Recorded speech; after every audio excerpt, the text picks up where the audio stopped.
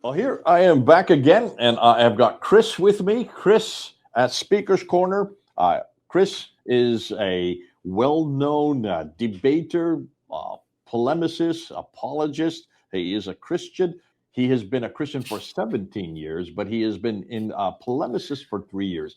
That's a big distinction because most people don't know what polemics is.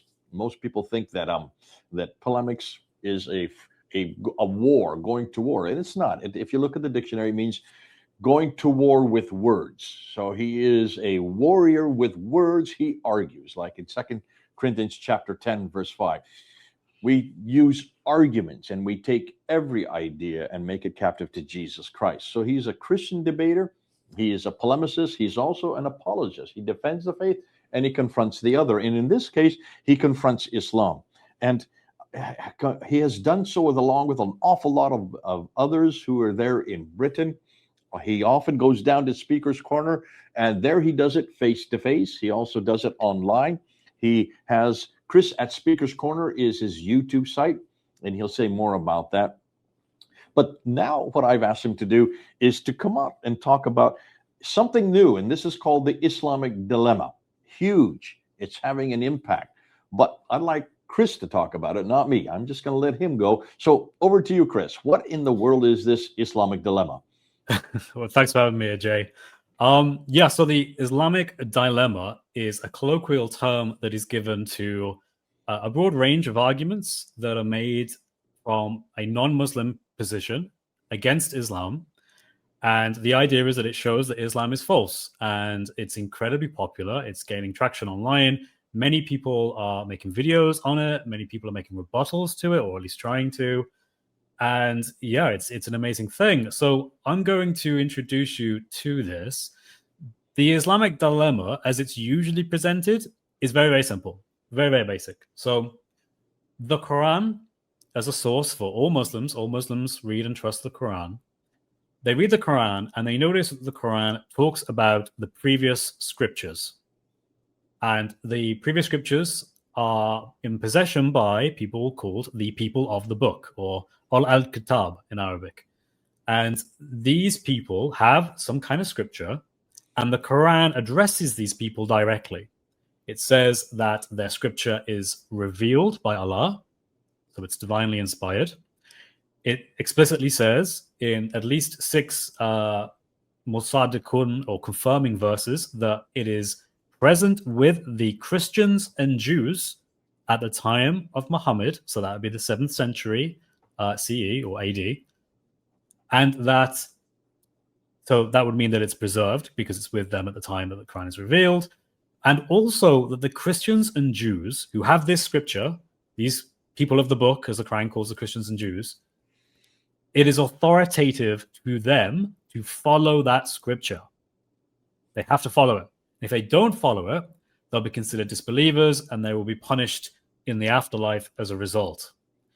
Now, the first question we kind of have here is, okay, well, that's fine. The Quran says that these scriptures, well, what are those scriptures?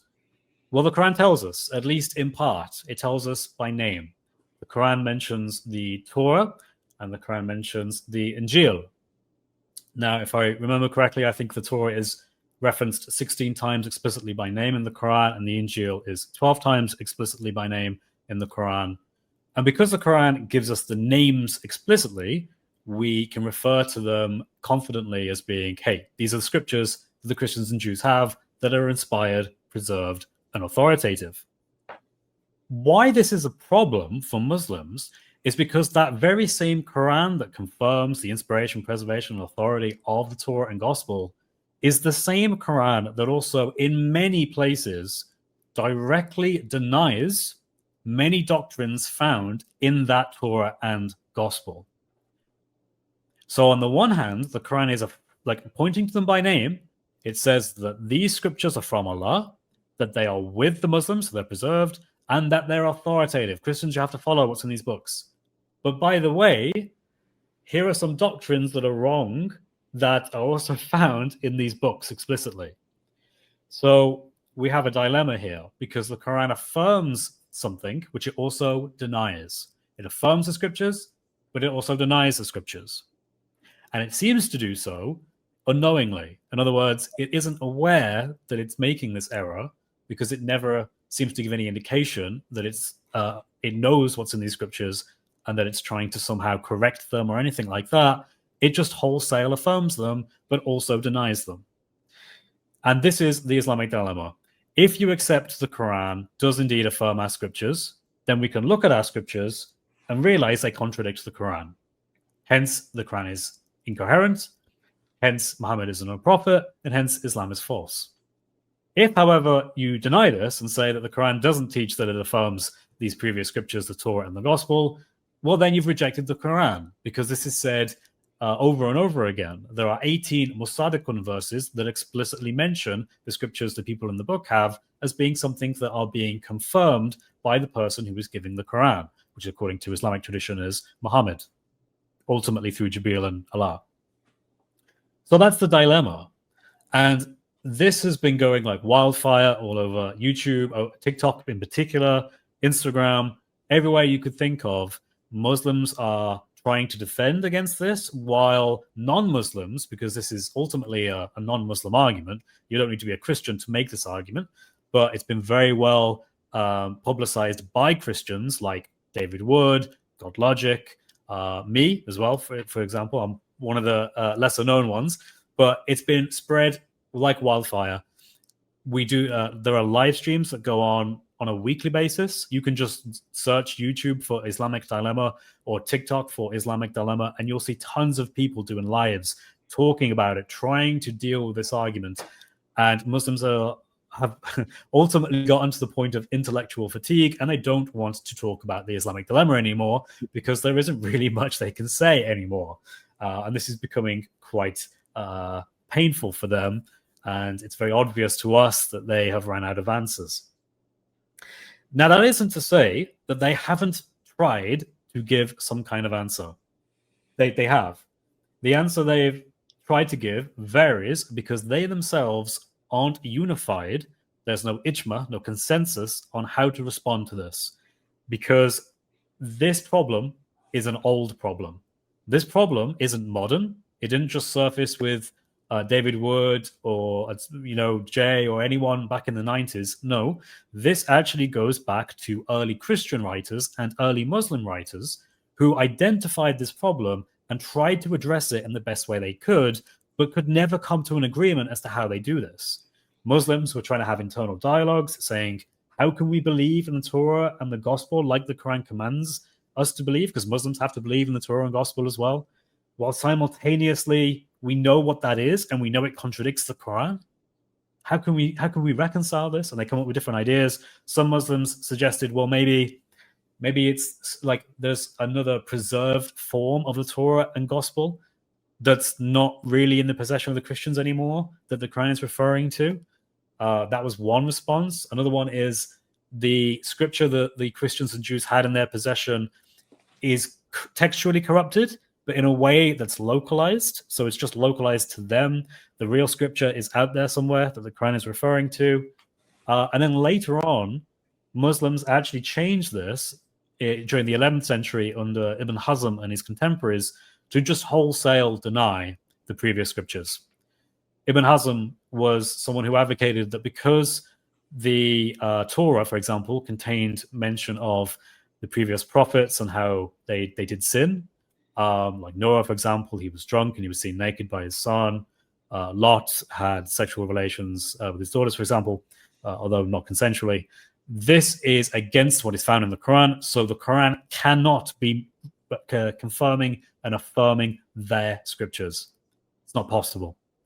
And that was the contemporary response since the 11th century till now.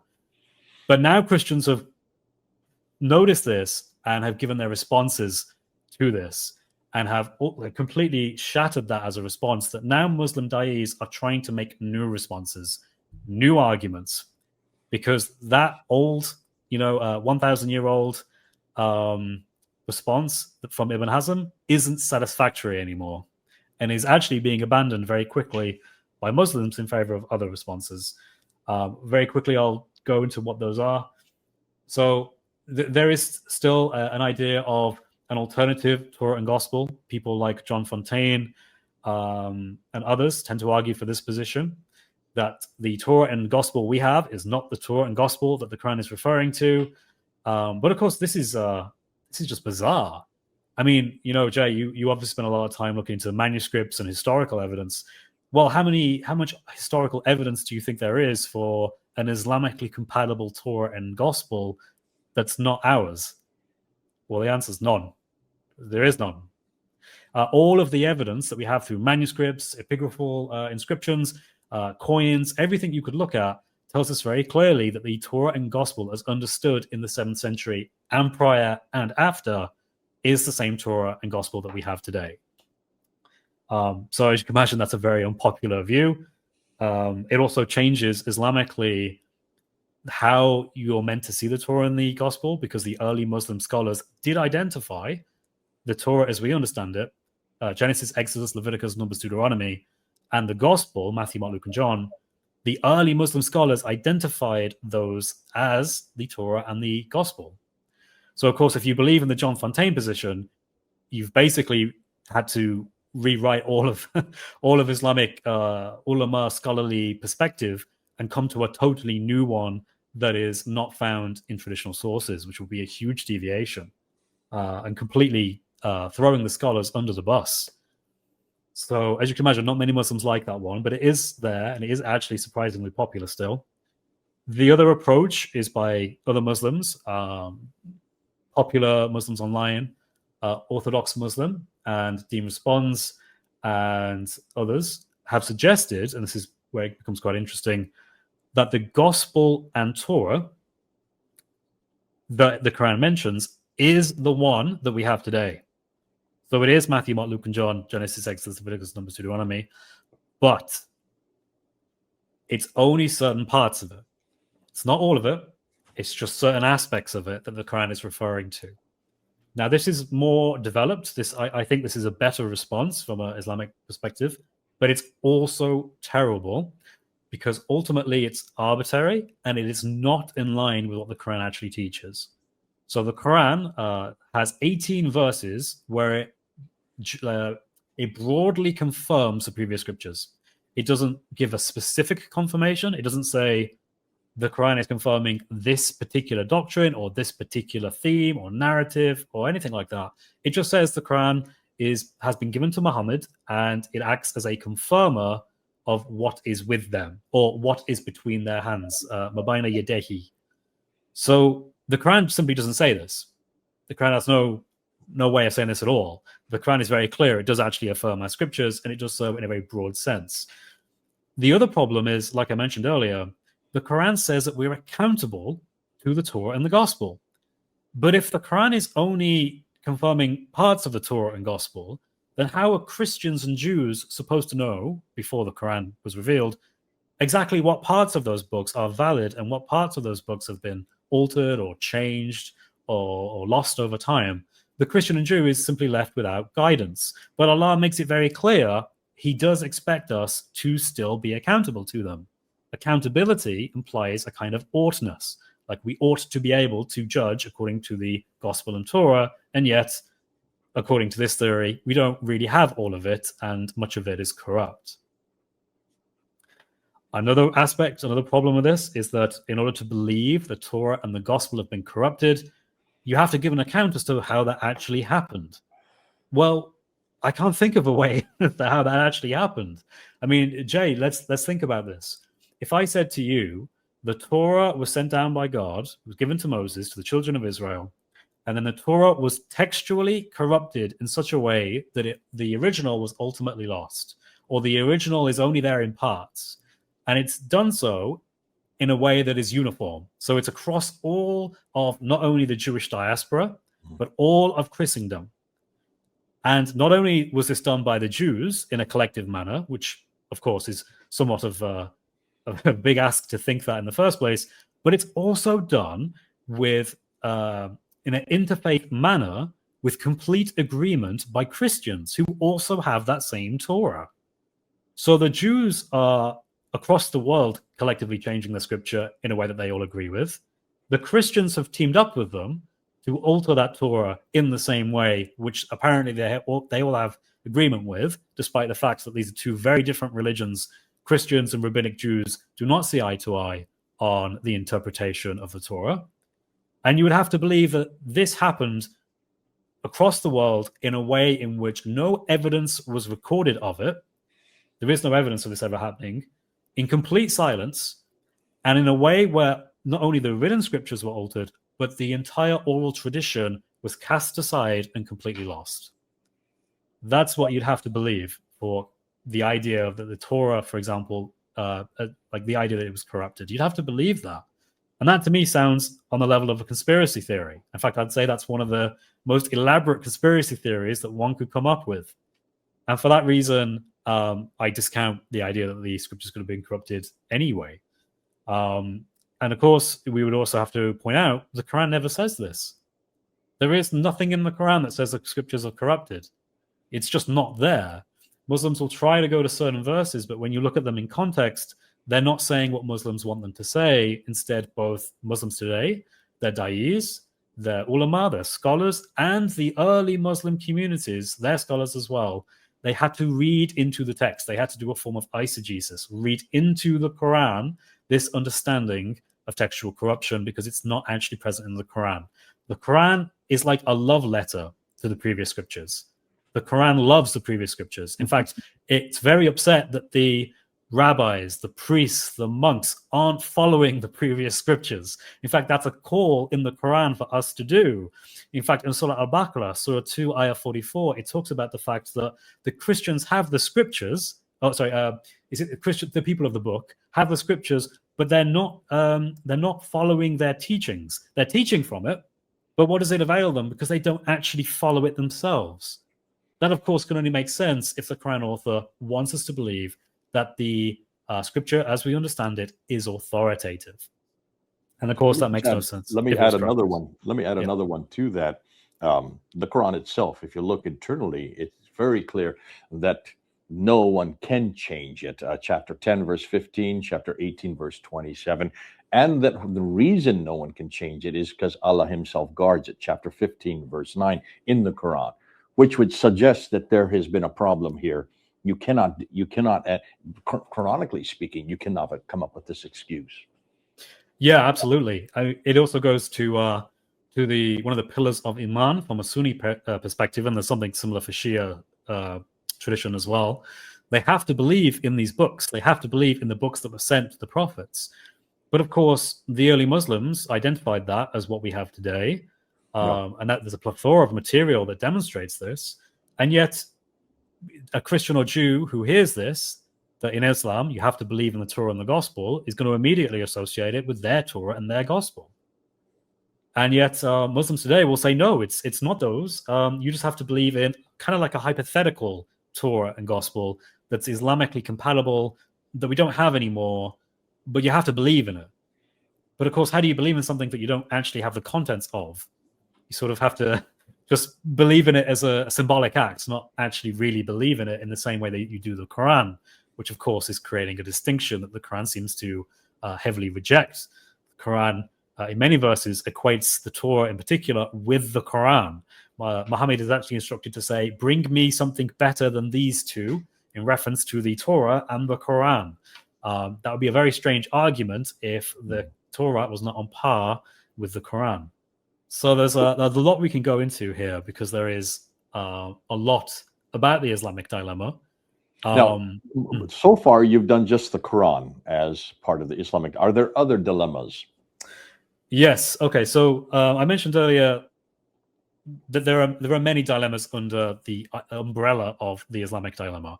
I'm giving what I consider to be the strongest one. I'm writing a book on this particular subject. And hopefully that book is going to be called The Islamic Dilemma. This is something that's quite close to me, because I've been studying this as well as presenting this and arguing this for probably the last 6 months at least, very passionately. And I also, I mentioned earlier, John Fontaine, I had a public debate with him at Speaker's Corner. You can watch that online. And I like to think that the debate speaks for itself. And also I've also debated Dean Responds on this issue as well regarding his perspective. So this is something I'm writing about. I think the book will hopefully come out early 2026, and you guys can grab it then if you're interested. So yeah, this is like I said, the umbrella of the different categories of the Islamic dilemma. So the one I've talked about is the one I give, and the one that I think is the strongest. But there are others that are also very good, really, really good. So one, for example, is you can look at, I believe it's Surah Al-Imran, Surah 3, Ayah 55, as well as, I believe, and I could be wrong about this, but Surah 61, Ayah 14. But it clearly talks about how the followers of Isa are going to be made uppermost. They are going to be made uppermost until the day of judgment or until the day of resurrection.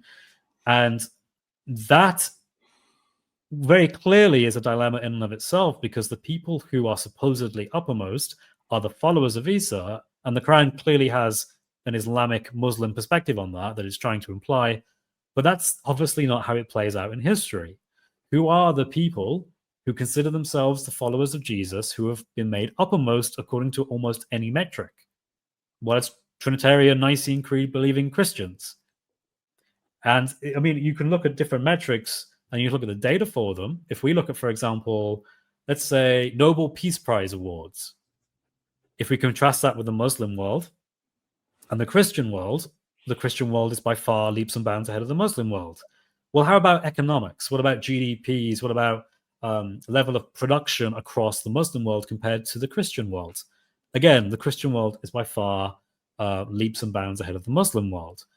Well, what other metrics can we use? What about art? What about like the social sciences? Can we look at these things? Music. No, again, in Islam, music is a very difficult topic to address. A lot of imams would say, no, you can listen to nasheed, but you can't listen to actual music with instruments. Likewise with arts, great pieces of arts, all the famous artwork is largely European or American or Asian, but not particularly very well documented in the Muslim world. So again, all this comes back to who is the uppermost? It's the Nicene Creed believing Trinitarian Christians. They seem to be the people who are following Isa or Jesus. That's the term they give him in the Quran, and not the Muslims. So that's another dilemma. There's another one, which is that the Quran keeps saying it's a clear book. Surah Al-Hud, Surah Yusuf, and elsewhere, that's Surah 11, Surah 12, verse 1 in both instances. They start off by saying that the Quran is clear. It's a clear book. And yet the Quran has to admit in Surah Al-Imran, Surah 3, Ayah 7, actually it's not a clear book. There are parts of the Quran that are not clear. And yet when Muslims deal with the Islamic dilemma and all these verses talking about how it confirms superior scriptures, they can't focus on this because it's overwhelmingly clear. And what are the unclear verses? Well, it's all the verses they desperately go to try to prove corruption. So it's a kind of an irony that the very standard that the Quran sets out, where it says there are clear verses and there are unclear verses, and those who follow the unclear verses, they have their hearts are set against Islam, they're not being faithful. Those are the very verses that Muslims are following to try and get out of the Islamic dilemma. So that in and of itself is a dilemma. Now, I've focused just on the Quran, and there's a reason for that. In my book, I'm addressing this argument from an holistic perspective. I want to cover basically every Muslim, whether they're Sunni, Shia, or Quran only, or of a liberal critical background. And that's what I think the Islamic dilemma does. Not every argument under the Islamic dilemma, but I think there are ones that do indeed cover all those perspectives. Now, other people will say, well, actually, you can go to the Hadith. You can go to the Sirah material, the biographical accounts of Muhammad, and you can see quite clearly that there are dilemmas here. There's plenty of Hadith. There's a notorious one where it talks about how Muhammad took the Torah and he placed it on a cushion and he said, I believe in you and the one who revealed you. The one who revealed you being Allah. And of course, this is this is like a great veneration of the Torah. And he's explicitly saying two things here. One, it's divinely inspired. It's from Allah. Two, it's preserved because he has it with him. And three, but another third point, is that it's authoritative because he's actually giving a ruling in this hadith according to the Torah. In this example, it's to do with two Jews who were caught fornicating. They were committing adultery, and they're asked to bring the Torah to Muhammad so he can show them the particular ruling for adultery in the Torah. So you can go that way as well, and I think that's a very strong perspective. But as me and you know, Jay, the hadiths and the Surah material is not particularly historically strong. It isn't grounded in historicity. It's Joshua Little, Dr. Joshua Little has written about this as well as others. People like our favorite scholar, Yasser Qadi, he's come out recently and he said, look, this is not reliable. So from my perspective, I just don't even feel I need to bring this in because I would just say, what's the point? We don't even know if Muhammad even actually said these things. So although I would use hadith to confirm that early scholars thought the Torah and the gospel was what we have today, I wouldn't actually use it to say that, to actually think that any kind of that happened historically. Like Muhammad was really there with the Torah and really making this veneration about the Torah. So I wouldn't go that far. But so here's another thing. We can look at what Muhammad would have had or would have known about the Torah and the Gospel in the 7th century. So this is drawing into the history. So this is going outside the Quran into the historical element. Now, this is very fascinating. And I really love to bring this up with Muslims because often Muslims, like John Fontaine and others, will say, you need to prove the Gospel and Torah, what they were. You need to prove that what they were in Medina, in the Hijaz. Because that's the one that Muhammad would have known about, and that's the one the Quran is affirming. Not the one you have. You need to show manuscript evidence. You need to show inscriptions, anything you can of what that Torah and Gospel was in the Hijaz. And I simply point out, well, hang on a second. Let's say that your sirah, your biographical accounts of Muhammad and the companions is true. Let's just take that for a moment. Again, I don't believe it is, but again, we're working with a Sunni Shia perspective here. We can say, look, Muhammad's companions traveled. They traveled to the kingdom of Axum, or as it is known today, Ethiopia. They went there, at least 100 of them. That included his close companions and also some of his wives. They went to the kingdom of Axum, and we know historically what the kingdom of Axum was. It was a Christian nation. It was a part of the Oriental Orthodox Church, and they had their own gospel. They had their own manuscripts of the fourfold gospel: Matthew, Mark, Luke, and John. It's called the Garima Gospel.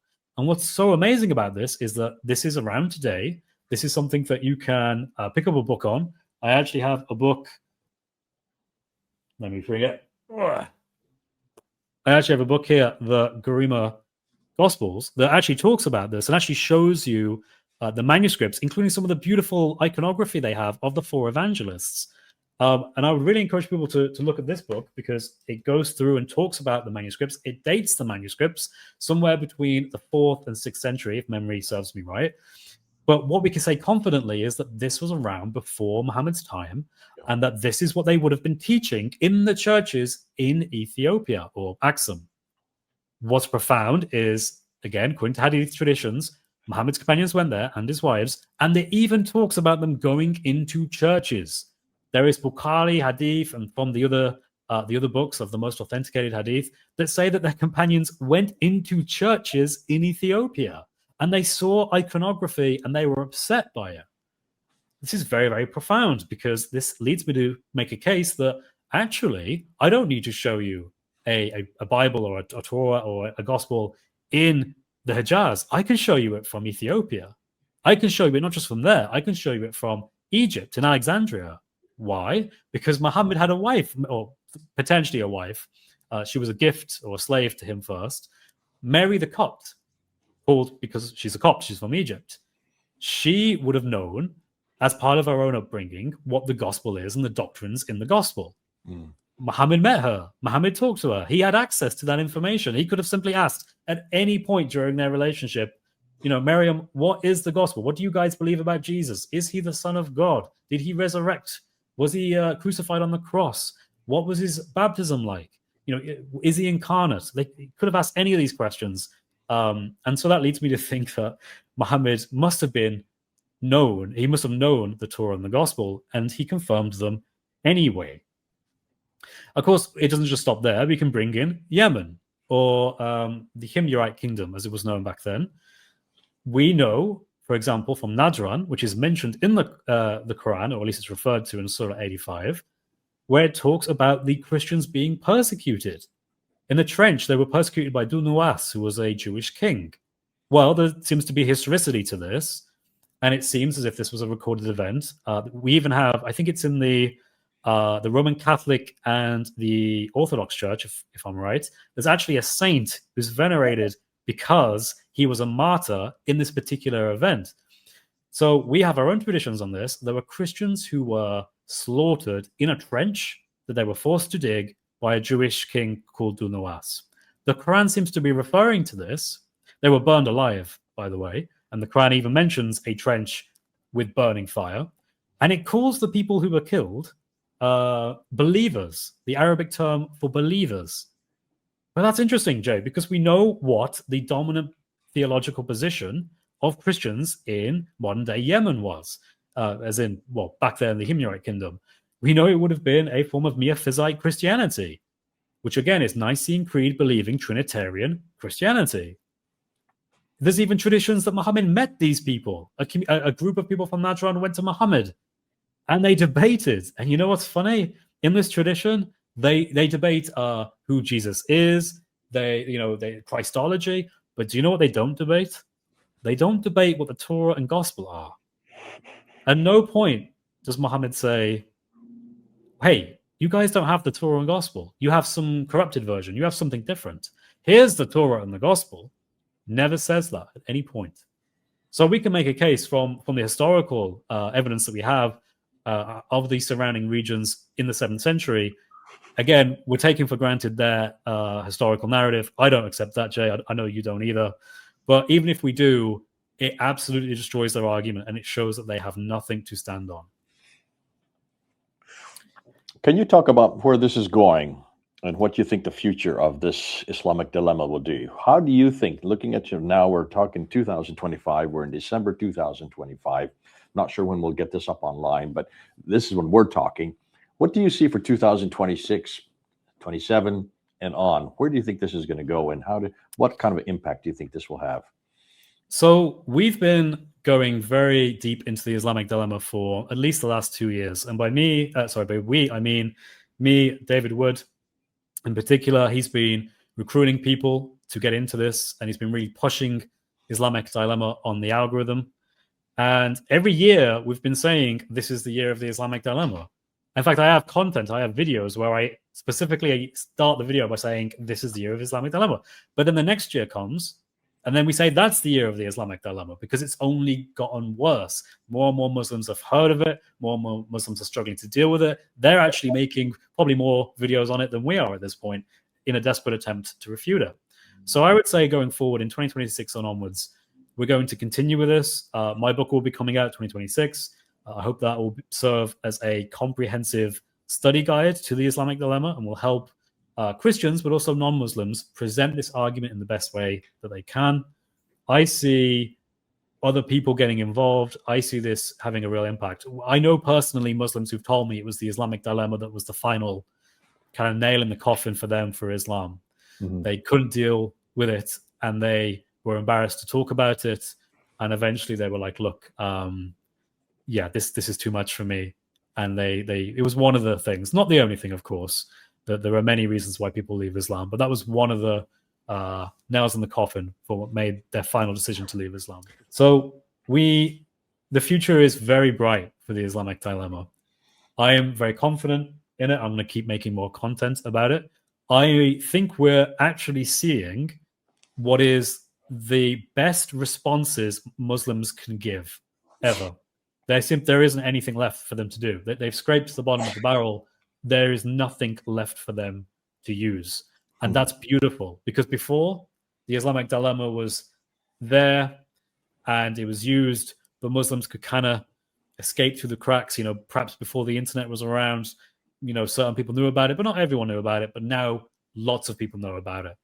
And, I've even seen Muslims who I watch their content sometimes, who have nothing to do with the Islamic dilemma. They're not even really apologists, but they felt called to give a response to the Islamic Dilemma because it was that popular. Muslims kept emailing them saying, hey, can you talk about the Islamic Dilemma? I keep watching these videos about this dilemma and I want to know, how do we resolve it? So yeah, the future's bright, and I think we'll continue making content. I think this is the best way to push this forward. Chris, this has been excellent. You've gone through, you've shown what the dilemma is, you've kind of defined it for us, and it starts really from these claims. Chapter 10, verse 94, chapter 21, verse 7, chapter 4, verse 136, chapter 5, verse 44, 45, 46, and especially verse 68, that give support, all kinds of support for the Bible, for our scriptures, both the Tawrat and the Injil. Tawrat, most Muslims, we would say that Tawrat would be the Torah, but for Muslims, they're really talking about the Old Testament. In the Injil, we would say just the Gospel, but for Muslims, they're claiming the entire New Testament. And then you go on and you say the dilemma is, if you say that it is corrupted, that the scriptures have been corrupted, then what are you going to do with these verses, which say just the opposite? You've got a dilemma there. And that means that the Quran is corrupted, therefore you're going to have to throw those verses out. The fact that it both confirms and then it also does not confirm, because when you look at the theology of the Quran, it is especially the crucifixion. Chapter 4, verse 157. The crucifixion is probably the greatest, for us as Christians, that's the greatest contradiction. You cannot have a scripture that's been supported by the Quran and yet have chapter 4, verse 157 there. You went and tried to come up with some answers. You talked about Ibn Hazm in the 11th century, who came up with his answer saying, oh, well, that everything has been corrupted, therefore that's why we don't have to look at the previous scriptures. That has been refined in more recently. John Fontaine, who you debated yourself, says there's an alternate Bible, alternative Bible, that's what it's referring to. And an alternative Bible, it's not referring to what you have in your hands today. And then you have others who say just parts of the Torah and parts of the gospel have been corrupted, not the entire gospel. So these are, in some ways, these are desperation. They almost seem like desperate ways of trying to respond to this. And then you talk about in chapter 3 and also chapter 61 that some of the other dilemmas that go outside of the Quran. What are you going to do with this reference to the fact that Islam's followers are the uppermost? What criteria are you going to use for that? I mean, look and see just how successful Christianity has been, certainly in science and in the maths and in almost in every area of life, in art. Certainly you talk about just the Nobel awards that have been awarded. How many have Muslims won? And so if we are the uppermost, it looks like that this is a huge contradiction. You talk about also the idea that it claims to be a clear book, and yet it's not a clear book. I mean, this is well known that even Muslim scholars cannot understand a good 25% of it. Almost a quarter of the Quran is not understandable by Muslim scholars. These letters that are before the chapters, what does that mean? Where is that coming from? They have yet to come up with any understanding of that. And then you say that this could really be even enlarged to the Hadith and the traditions. But you made a good point, and I want to bring up on this. You said, but more than that, you don't need to go to the traditions. Just stick with the Quran. And the reason why, because people are becoming Quran only. This is what we're finding. They're struggling with the traditions. They're struggling with the hadith and the tafsir and the tahriq and the sirah. They know that they cannot support them. And that's why you have people like Dr. Shabir Ali on July 28th and Dr. Yasser Qadi on July 1st, on July 9th, and then repeating it and underlying it in July 31st. So we're just a few months ago, basically saying we cannot really support this historically, and that the Western scholars completely reject it because it's just not supportable historically, these traditions. So they're already moving away from the traditions, and both Shabir Ali and both Yasser Qadi then said, yet, however, this is not a problem for the Quran. It's not a problem for the Quran. It's for those, yes, those are problems. Those are man-made. Those are written 200 to 300 years. Those have been discredited by Western authorities, but you can't do that with the Quran. And I just started clapping my hands when I saw them make this. They're being pushed into a corner. And you can see why. We're pushing them into a corner. It's because of all this great material that you guys are putting up all over the internet. You're really forcing them away from those traditions to come back to the Quran only. So stick with the Quran. The Quran in and of itself is a dilemma. This is the biggest dilemma that you're talking about. And then you talk about, wait a minute, what about other gospels that existed. The Karima gospel that was from the 4th or 6th century. That's before Islam. The Coptic wife, Miriam, she had come from Egypt, where she would have known about the scriptures. And of course, you talked about the Himyarites in Yemen. Reference the Najran, these people would have had contact. They would also have had scripture. They would have had a rejection of scripture. And yet that's not what you see in these debates. These debates are all about the person of Jesus Christ, which you would expect in the 7th century and 8th century, 9th century. Now, you went and you said the future is bright. And I would agree with you. The future is bright. Islam is coming to its natural conclusion. And what I have said, we have said this I've been saying this for 45 years. The more that Islam comes into the public sphere, the more that it is being exposed to the public light, the more you're seeing just these dilemma after dilemma after dilemma. Islam can only exist in the darkness when there's no light put on. Islam has only ever been exist when there's no criticism of it. And as long as, and if you have no criticism, if you never really expose this book to the light, expose this man, this prophet to the light, and expose the whole history of Islam to the light, you can get along and make all kinds of converts. And yes, and as we said in an earlier talk that you and I had, biologically speaking, they will continue to grow and grow and grow because you can't leave Islam. It is the one religion that it's on pain of death. You do not leave Islam. Here's what we're finding. They're leaving Islam by the droves because they can't answer these questions. They cannot answer these criticisms. They cannot answer when we start showing these dilemmas.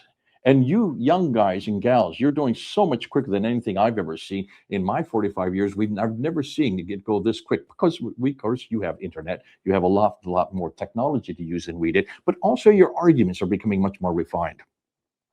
And I want to thank David Wood for what he has done, because he has not only led the charge on this Islamic dilemma, he is getting an awful lot of you young guys to then completely use it in many different spheres. And you now are going to write the book on it. You're going to write the book on it. So that's coming out. So folks, I would love to hold up the book when it comes out. I'm going to have Chris back on, and we're going to show you this is the book you need to read. This is the book you need to look at. And these are the arguments you need to use, because the Quran especially is the foundation for everything Muslims believe. The Quran, like our Bible, you cannot do without the Quran if you're a Muslim. And we need to bring as many of these Muslims home. We want to bring them home to a much better book, a bigger book, a much better God, a bigger God, a much better prophet, a bigger prophet. And so to do that, we need to show just the paucity of authority and credibility their Quran has, and the paucity and authority that their ideas have. But let's use the Quran itself. Let's just use it against itself. Let's just show these contradictions that are embedded in the Quran. And let's just say, now you come to conclusions. But listen. It's this book that we're really confronting, isn't it, Chris? Yep. And this is the book we want to bring him back to. See, we don't have these dilemmas, and they have tried their best to find these dilemmas in this book, and we have had good 200 years of really being confronted. The historical problems with this, did Jesus ever exist? This has so many internal problems in it. Now, can you see? I keep this smaller for a reason. It's the little book. This is the bigger book, the better book. Let's bring him home from this book back to this book. Let's show that much of what they believe in this book is full of contradictions, but it is internal contradictions that are in there. And we're not changing the Arabic. Listen, you can load in Arabic, you can do it in every language. The dilemma is still there. You've got to deal with it, Muslims. And Chris, that's exactly what you're doing. And you're the one that's actually going to put it in a written form so that we can read it and pass it on to others and then use it in our own ministries. God bless you. Thanks so much for coming on board. Anything last you want to say? Anything you want to say in conclusion? Well, first of all, thank you for having me, Jay. It's been a pleasure to be here. I think this is just a really great point in time to be in, and I think it's a privilege for me to be a part of this. David Wood has been instrumental to me. He put together a group of people. I'm one of them. We read the whole Quran as part of this study, and we've been doing it for last year. We've made spreadsheets and data all about the Quran and how it contradicts and all these Islamic dilemmas. And we're now just putting all this data in. So I'm really grateful to the people who've been supporting me as well as David Wood. So thanks for having me, Jay. Chris, at Speaker's Corner, God bless you. It's great to be on the same team. We'll be working together again in 2026 and 2000. Oh, I'm going to be working with you for another 30 years. You got to put up with all of us. So let's do that, and let's get this this Islamic dilemma out to as many people as much as possible and the quickest amount of time. Okay, this is Chris and Jay, thousands of miles apart. Over and out.